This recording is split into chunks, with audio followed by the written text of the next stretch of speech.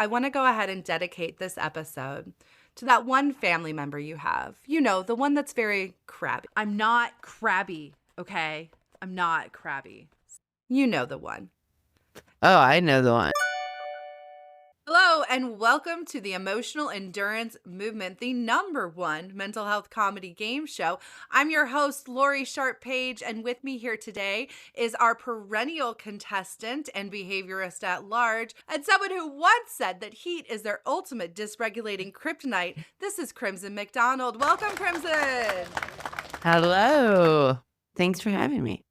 I'm also introducing you, our viewer at home, who participates in our weekly poll and is part of our larger community. Thank you so much for joining us and playing along with us as we take care of your mental health. That's right, this is a game show just built around you taking a few small steps towards building more emotional endurance so that you can live a more regulated life in this very dysregulating time.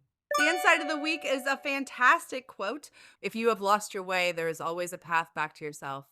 And you may be wondering, where did that amazing quote come from? Well, it came from me, the host, because you can do that when you have the #1 mental health comedy game show. You can just quote yourself to start the insight of the week. I want to hear more about it so you can return to yourself, meaning you can go back to focusing on you.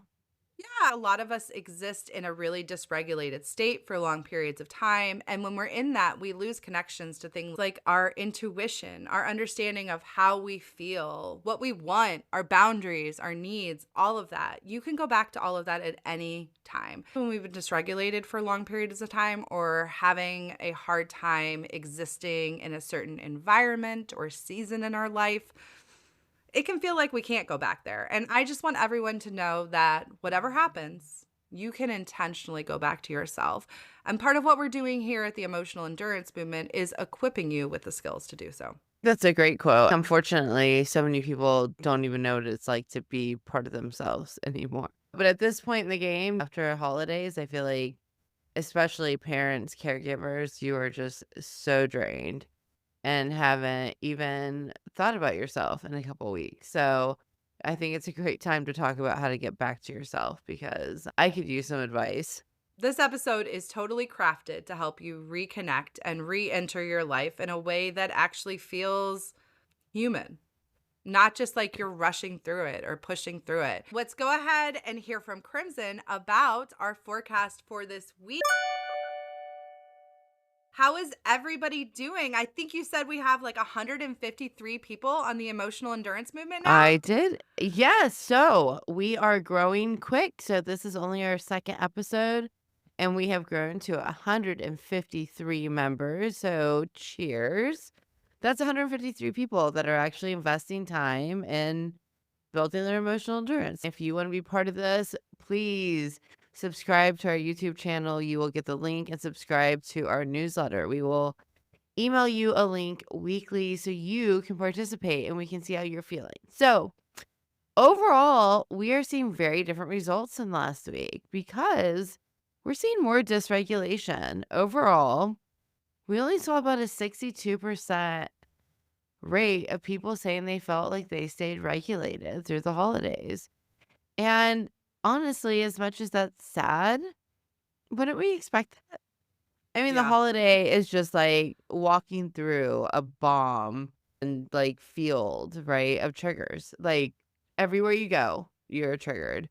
Whether that's by being with family, not being with family, having family, not having family. I mean, there is absolutely no one that gets out of the holiday madness.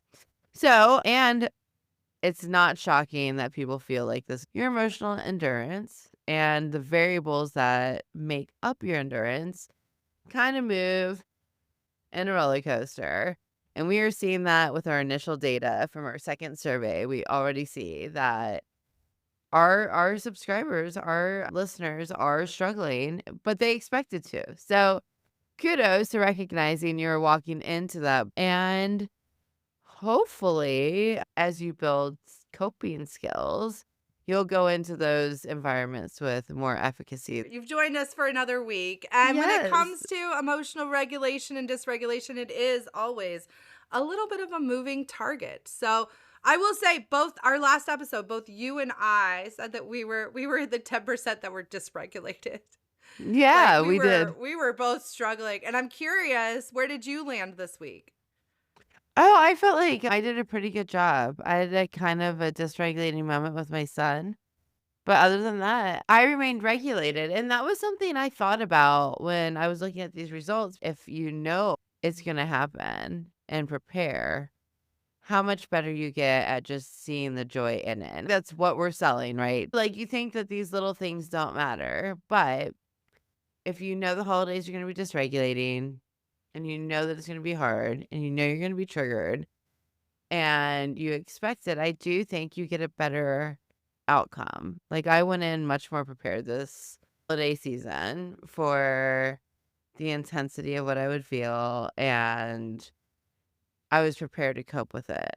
And I feel like that made a big difference in my holiday. Absolutely. I would say I did take a step forward. I was at mixed. I definitely was less dysregulated, but look, we had some stuff show up over the holiday, some grief, some really real grief that showed up over the holiday, and it was challenging, you Yeah. know? And I do think part of the reason why it was more mixed than straight dysregulation was because some of this stuff is pretty chartered.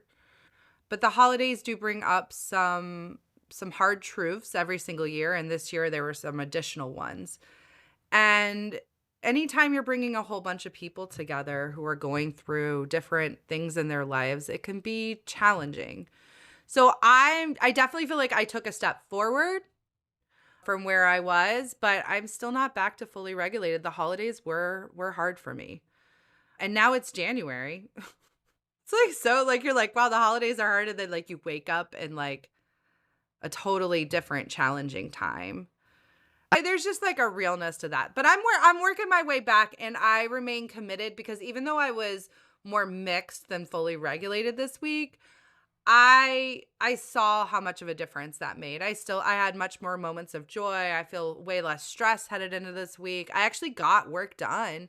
You know, that's one nice thing, like when you're like in a kind of hole like that, you know, one of the best things you can do for your mental health, one of the best things you can do to cope is to do things with your hands. And so me and a lot of my family members just kind of went fully into what can we do to spruce up the house? What projects have we been avoiding? You know, what are those things? And that does feel really good, and it feels like I made some progress. So, Good job. baby steps. What is in the emotional forecast for the week ahead for our crew, Crimson?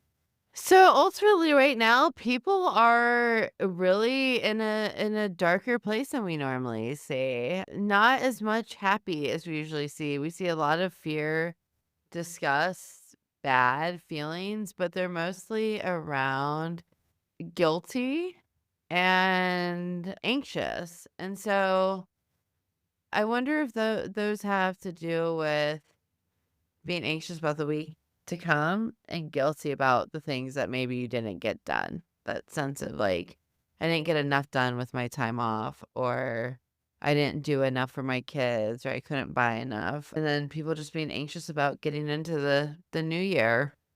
Yeah, absolutely. It totally tracks. Well, whatever you're feeling this week, we hope that you are going to do exactly what we intend to do and the whole purpose of the emotional endurance movement. We're going to work to try and stay regulated. And did we have 100% of people say that they're going to? Everyone wants to. Yeah. Absolutely. And this is the ripple impact, right? We don't expect you to be perfect, but we expect you to show up and try. That's what this mental health comedy game show is all about. Just giving you a fun on ramp to help equip yourself to cope more effectively to stay regulated in a dysregulating world. Our first game for this week is going to be one of elementary school's favorites. Let's play show and tell. A real gem, a real classic, and hopefully an opportunity for you to glimpse into our lives and what conscious coping and emotional endurance looks like in them, to hopefully inspire you to look around your life and see what things you'd like to show and tell us about, because we would love to hear it. I would like you to go first. So I brought with me my favorite present that I received in 2025. And it's a twist because I didn't receive it for Christmas. Okay. This is my giant stuffed skeleton. My kids brought me, hold on, he's like really big. It's hard to get him on screen. He's literally life size. We call him Wow. Skelly. I They think I found him. saw him Oh, at yeah. TJ. Isaac Yeah. Mizrahi. Not only is he a stuffed skeleton, he's a brand name stuffed skeleton. which is- Designer. I know. That was a category I didn't know existed. The Yeah. reason I brought Skelly, there were some heavy moments of grief over our holiday season. And grief has this way of, it just hangs in the air sometimes. And you feel like you can't get away from it. And it's like thick, like a tension. Yeah, it's like a tension. One day we were all kind of in a funk. So I brought out the skeleton to play board games with us. And he became our companion for the rest of the week. And we had a lot of fun. We put him a lot of different places. It helped us to reconnect with some of just the humor and absurdity. He's also super cuddly. And he just became our companion. And then my mom was like, are you going to put him away because it's not Halloween or Christmas?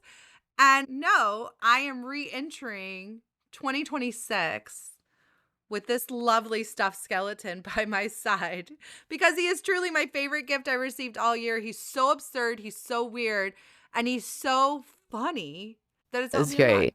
He was a good partner to you guys Yeah. over the holiday. Well, sometimes you just got to bring in a little bit of absurdity. Lori, I'm going to give you 100 points for bringing a very sensorial based and just fun, humorous item to our show and tell today. My show and tell item, you've seen it before. I brought with me my BS meter. The origin of this is after the pandemic. I was having issues focusing, right? And so I legitimately started with this is a 15-minute timer. I started with saying, okay, I'm going to focus for 15 minutes on this task. And I wouldn't let myself touch anything for 15 minutes. And so that's how this came into my life. Now that, I have a little bit better of an attention span and I'm not needing to use this for basics of focusing again. Although I do think this is like my re-entry ritual. I'm going to start using it. Like, okay, Crimson, you got to get to work. Like, deploy an email. You can do it in 15 minutes and flip it. So I still think I might use it for that.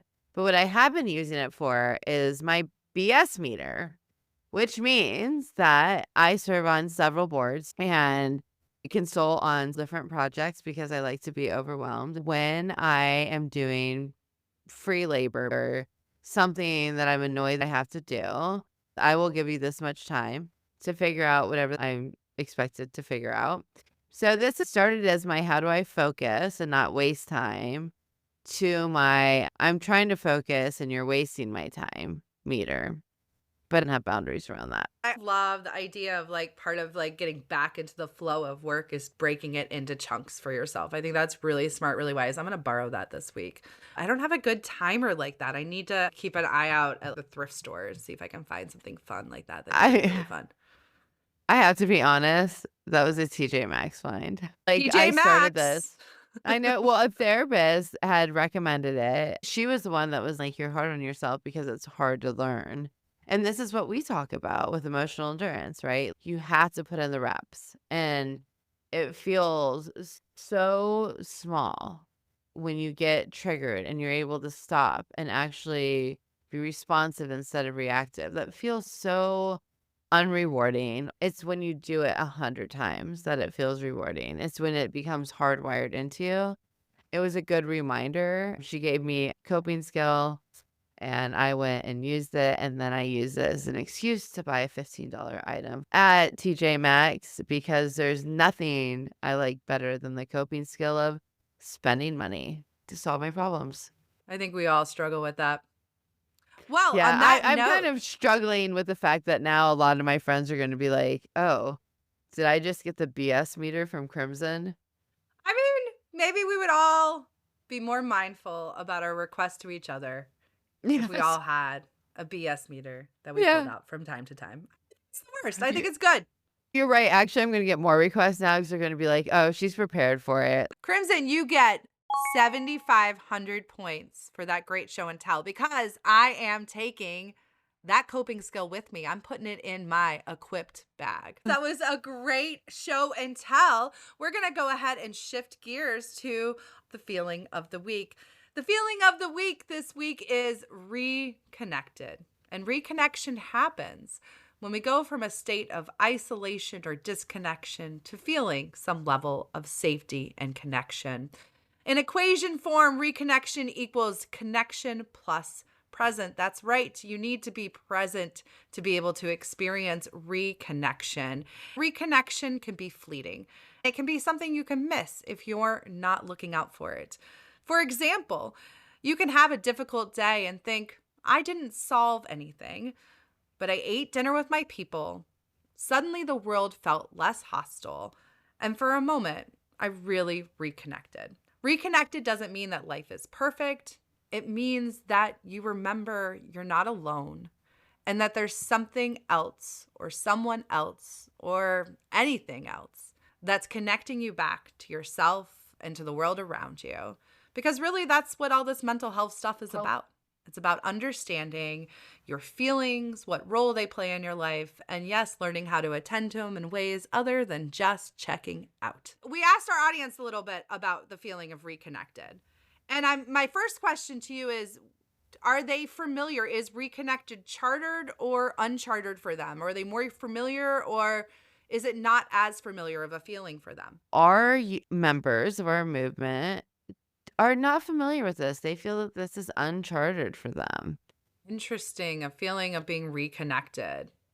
I mean, it actually makes sense because I think this is the hardest part of either coming out of the holiday funk or coming out of the holiday fun. So you think this might be more of a seasonal disconnection that people Yeah, might be having? I bet if we track this over time, this is just my behaviorist tracking, and is that we're going to see a lot of this through the winter. Well, you heard it from the emotional weather girl herself.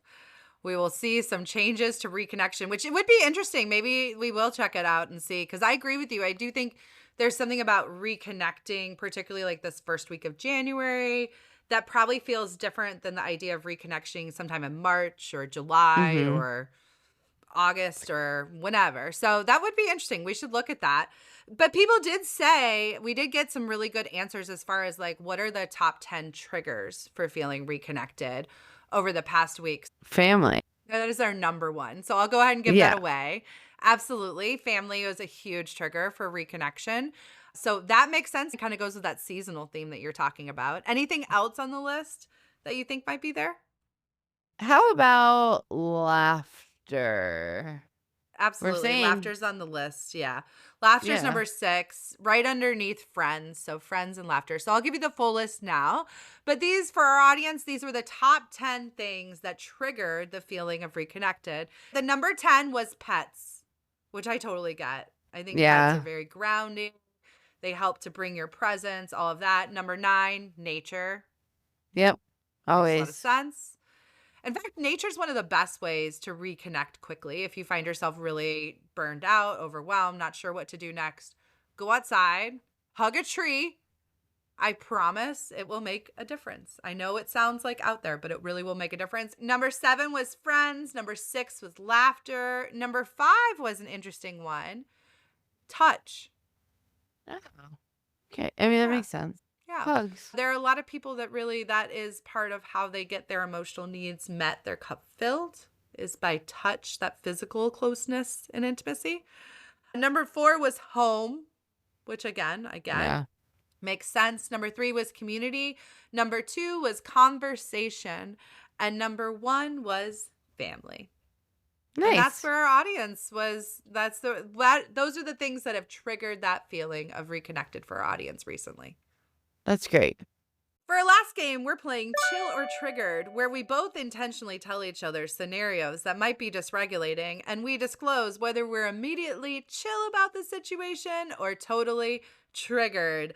So I am going to walk you through a scenario. You tell me if you would be chilled or triggered. All right.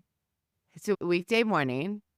You wake up and you realize this is a no buffer day. Are you chilled or triggered? Being triggered straight out of the You gate. triggered? Out of the gate. Okay, you're Straight not out of the doing well. gate. I have more scenarios. All Yeah, right, yeah. Lori, No, let's hope you got some unfortunately, endurance. that's a scenario that's been pretty present in my life over the last 2 weeks. And I think it's alleviating itself. It's working Mhm. itself out, which is why I'm smiling. But no, that's hard when you wake up and you're immediately depleted. That to me is not even a yellow flag. It's not even a red flag. That is like the flag. The way I've been handling that is when I wake up in that state, the first thing I do before I do anything else is I try and go do a 10-minute meditation on my own. Mhm.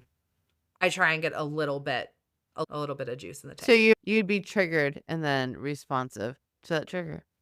So Yes. now you check your phone and you have 3 notifications, 2 emails, 1 text that just says, "Hey, you got a minute?" The Or text triggered. from Just a text. Chillish. Oh, see, that would be any text, no matter who it's from. It would trigger. Total trigger. That would be such a trigger. Hey, can we talk? Even if I knew, like, even if it was you and you were like, hey, we need to talk before we go in to record, and you sent that to me this morning, that would be like, Lori's quitting, end of the world. No, that's interesting you say that because now I know there have been a couple of times where I've just sent you a, hey, like, let's chat, like, just like innocuous. And you've been like, hey, what's going on? Yeah. That's I it. see. That's good. That's okay. I get that. Yeah, oh, yeah. I would be chillish. I would be chillish. Depending on the person, there's a couple people in my mind that if I knew it was them, I would be more on the triggered end of it. We haven't got out of bed yet. Yeah, yeah. Okay. All right, so you're getting ready. You realize that you didn't pick up your clothes from the dry cleaner. So you do not have the outfit you intended to wear. Are you chilled or triggered? This would be a hard one. Okay, well, now, Lori, you're triggered, but you have to throw on some outfit you're not happy with. And you leave the house, and guess what happens right when you hit the expressway? Traffic. Traffic, right? Yep. Are you chilled? You're just chilled? No, You're a little no. Traffic is very triggering. I mean, let's keep in mind that this is a normal morning, right? This Wake is- up, you have yep, notifications is- on your phone, you have to have your Yep. clothes out of the house. All right. So now you're triggered again. You're sitting at a red light in traffic, and that text comes back, hey, just circling back and making sure you got this. Okay. Are you chilled or triggered? Are you still chill? I am screaming at my like in the car, but while I am tapping. This would be a full-on knockout, drag-out fight within myself. I bet on myself that I would work through it and I would stay regulated. I would arrive mostly regulated, but totally triggered and really annoyed at the world at this point. Well, speaking of arrival, Oh, when you get God. there, there's more. All right, you're here. You walk in, and let's say you're meeting with me, and Okay. you walk in, and I say, "Oh, good, you're here." Chilled or triggered? I'd be so chill because it's you. I'm a pretty chill person. Yeah, Crimson, I'm here. Yeah. I'm glad you're here too. I'm like But totally. anyone else, I'd be like, whoa, what was that stinkiness? That sucks. Right? But I would also probably be so concerned with keeping myself together so that the face sweats didn't start for me because Yeah. that's the Oh. end train of this, you know? Yeah. And so I would like to say I'd be able to brush it off because I'd just be so focused on just trying to keep myself. All right, we're almost done. But the Okay. days. Okay, so now you're there, and this one I came up with because I thought this was funny. Okay, so you get in the meeting, and someone starts a question with, "This might be a dumb question," but then they speak, and you realize it is a dumb question. So you start your morning with all these triggers. You get in this meeting, and someone says this might be a dumb question, and then it is. Are you chill or triggered? As you're saying this, instinctively, without even thinking about it, I started tapping my feet back and forth because there's very few things professionally more triggering Then when you think somebody understands what's going on and you put on your dry clean clothes and travel through the traffic and you sit down in front of them to find out they have no idea. I mean, that's why I loved adding this here because you do all of this work to get to a meeting where you realize there's really no value. Like, But it's so funny. Like you described a day that could totally happen. And I don't even know that it would necessarily, other than like maybe picking up the phone and calling you or another friend to be like, oh my God, listen to this day I had. But the thing is, I call it out because I think a lot of us do kind of bounce like this throughout the day at different yes. things. But I do think sometimes with days like that, you get to a certain point where it's so absurd that you're just like, let's go. Well, let's be honest, when I was building out this scenario, like I'd be triggered by all of them because as you know, I am always the house on fire. But when the house is actually on fire, I'm great. I am great at being responsive to that. But when I was building this out, I'm like, this is completely like an average day, which is why I had to end it with something so ridiculously absurd as someone just asking a dumb question. Because I feel like for me personally, that's when the chill would kick in and the humor part. Like, I feel like that's when the humor would It's just come too in and much. take the triggers of just like, oh my God, I just did all of this and allowed myself to get so amped up and completely dysregulated and realized like it wasn't a big deal. You could have been late. You could have had on a different outfit. So I end this and then you later finally open the email. That's And right. I totally it's forgot not about urgent. that. And they ask what your kid wants for Christmas. Right. Yeah. So I thought it was a funny example because I do think part of the emotional endurance movement is we're trying to show that these are everyday little things. We really underestimate how much we are taxed emotionally with those small triggers that happen just that first hour of our day. Those first dings on your phone, your outfit not being ready. It just It is shows a how thing. you walk into the day already with 500 triggers in your way and how Yeah.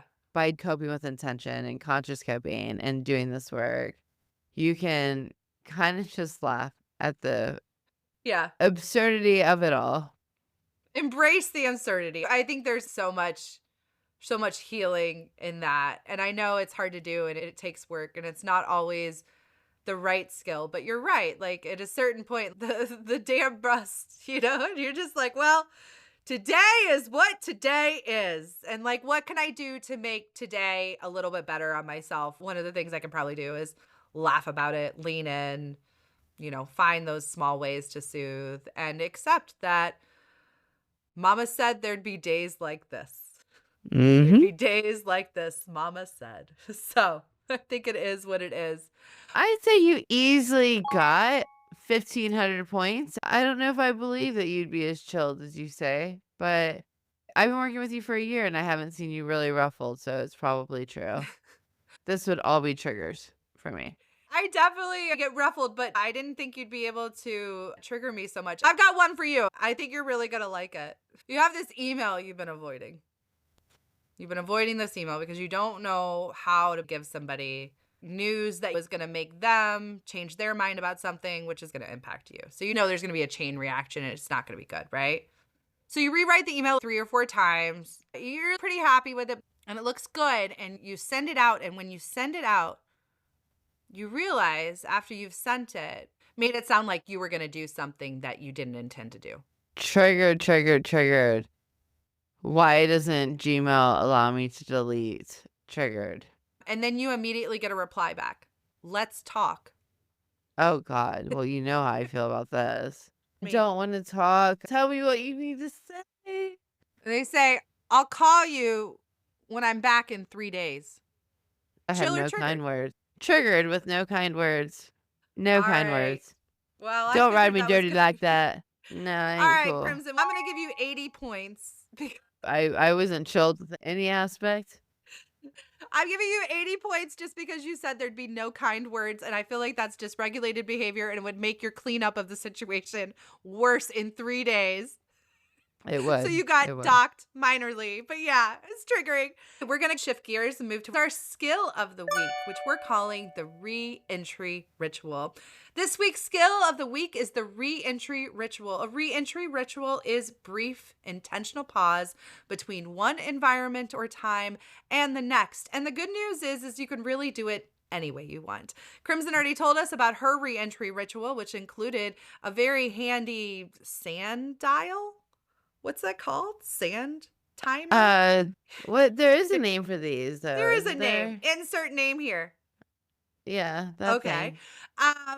But this could be anything. It can also be bringing your weird stuffed skeleton to the table, like I did. Make it as absurd and weird as possible, and make sure to message us on social media and let us know what is your re-entry ritual for 2026. This is all about just helping your brain take a beat. There's a lot of stuff going on, a lot of uncertainty in the world, and it is worth taking a little bit more room for ritual in your life because your brain appreciates a little support when you ask it to context switch. If you don't have any ideas of what you want your re-entry ritual to be, let me give you a very basic overview of how to just stop for 10 seconds. Take one slow inhale and one even longer exhale. And either in your head or out loud, I want you to name where you are, where you've been, and where you're going. And this doesn't have to be literal steps in the process. This can just be, I've been in a place of disorganization. I'm heading to a new juncture now, and I'm working to get more organized. It can be that bland. The whole idea is just that you take a second to notice where you are, where you've been, and where you're going. Because what this does is it helps our brain to transition more smoothly. Re-entry rituals reduce the threat of moving into new environments, the strain of context switching, and the pressure of uncertainty. They improve regulation and prevent emotional whiplash. Do whatever you want for a re-entry ritual, but take a moment to help your brain transition. You will thank yourself in the long run. And like Crimson said earlier this episode, this isn't about just doing this stuff once. It's about doing it multiple times so that it becomes more routine. And that's where you really get the benefits. In the meantime, we're here to help you be your fun, friendly on-ramp to doing the emotional hygiene that we believe we all have to do. And that starts with each of us learning about and managing our own nervous system. And that concludes our episode today for the Emotional Endurance Movement. Make sure to like and follow and join our newsletter to do next week's survey. We want to invite you to be part of this show so we can talk about what's really going on, and you can join us in the community that's working to do our best to take care of our emotional health hygiene for ourselves, our relationships, and each other. Make sure to like, follow, and subscribe. I'm Lori Sharp Page, and this has been my lovely co-host, Crimson McDonald, and we hope to see you next week. Thank you so much. Peace out, y'all.